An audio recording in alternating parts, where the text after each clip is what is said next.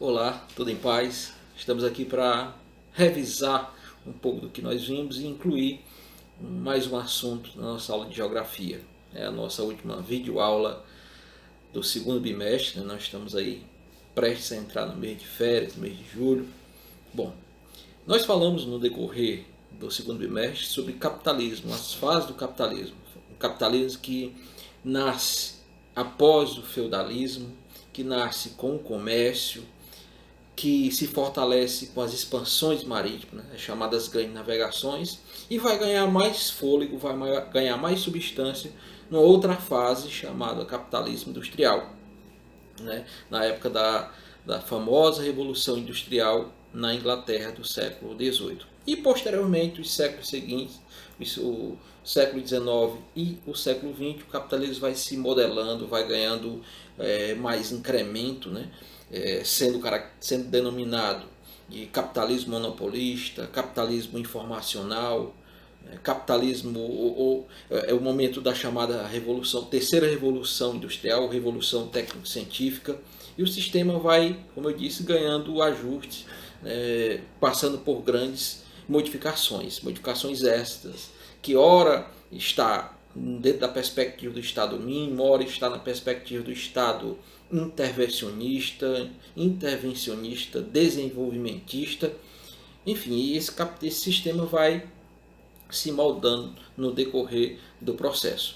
É bom que se diga que o sistema capitalista, isso foi explicado, né, muito bem explicado pelo cientista alemão Karl Marx, ele se caracteriza pelo mercado, pela lei da oferta e da procura, pela relação de classes, né, a luta de classes permanente, né, o capital versus o trabalho, né, burguesia versus o proletariado, e nesse movimento dialético permanente, né, que ocasiona constantemente as mudanças. E dentre essas mudanças a gente pode citar que o capitalismo ele nasce na perspectiva liberal, onde a iniciativa privada é o carro-chefe desse processo. Em um determinado momento, e eu quero citar como marco a crise de 1929, ele vai sofrer uma pancada muito grande, né? Onde a crise no centro do capitalismo, nos Estados Unidos, vai respingar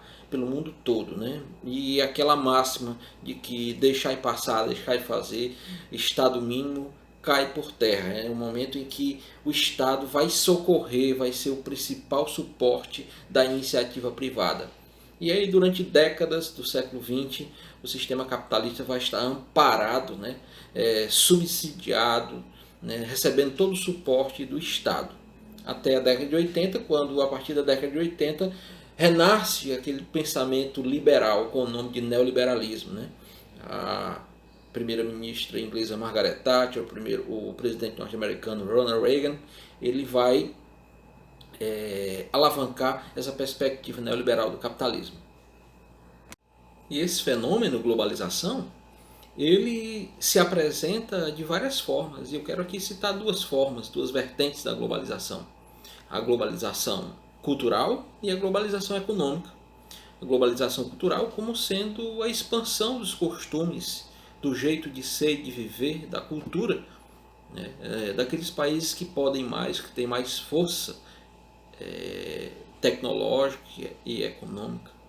Então, o jeito de viver norte-americano, que é propagandeado, difundido do mundo todo através do cinema, né, os filmes de Hollywood, por exemplo, a língua inglesa, né, que é considerada uma língua universal, né, isso pela força do poder no primeiro momento da Inglaterra, na época da segunda fase do capitalismo, na Revolução Industrial, que a Inglaterra era a dona do mundo naquele momento, né, século XVIII e XIX, e no decorrer do século XX, os Estados Unidos, né, se tornaram a maior potência do mundo, difundindo assim o jeito de ser e de viver deles, através, por exemplo, do gosto gastronômico, das preferências gastronômicas, né? Por exemplo, o hot dog, né, que é o cachorro quente, o hambúrguer, as empresas, né, de fast food, olha aí o nome. Então, tudo isso é a força do poder econômico um dos países centrais do capitalismo e que se materializaram nessa fase, essa nova fase da globalização, principalmente na segunda metade do século XX para cá, na era da chamada Terceira Revolução Industrial, e dentro da perspectiva econômica, essa materialização acontece também pela força das chamadas empresas multinacionais. São empresas que têm sede nos países ricos, nos países centrais do capitalismo, e expandiram filiais nos países periféricos, chamados países subdesenvolvidos, né, os países pobres do sul.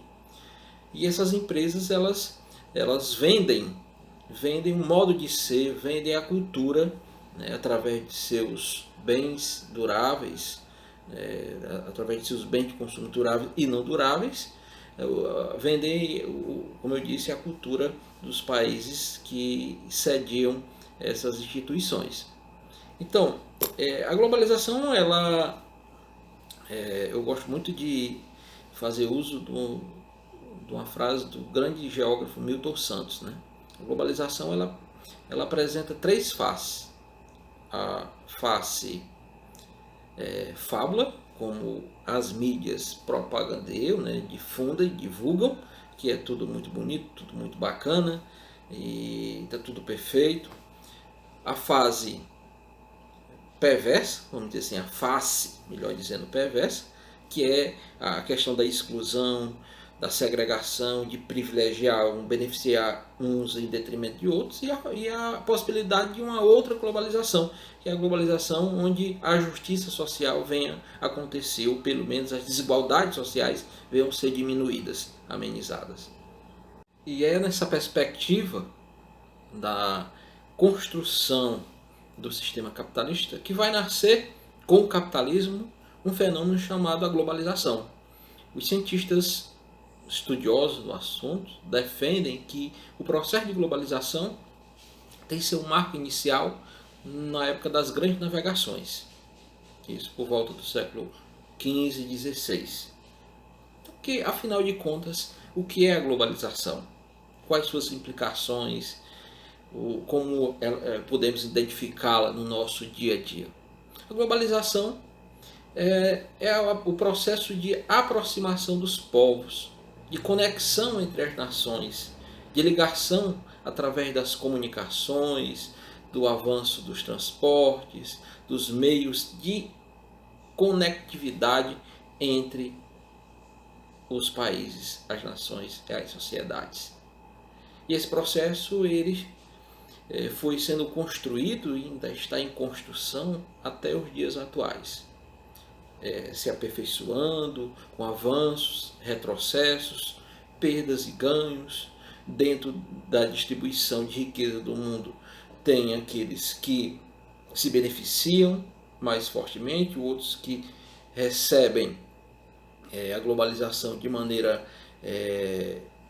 vamos dizer assim, menos privilegiada, eu diria até causando até prejuízo à vida e à rotina de determinadas comunidades, de determinadas sociedades.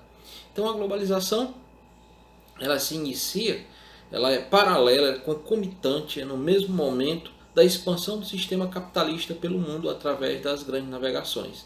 É aquele momento em que o velho mundo, como é conhecido na Europa, distribui para o novo mundo, para as nações, os espaços, territórios que não eram conhecidos por eles, um novo jeito de viver.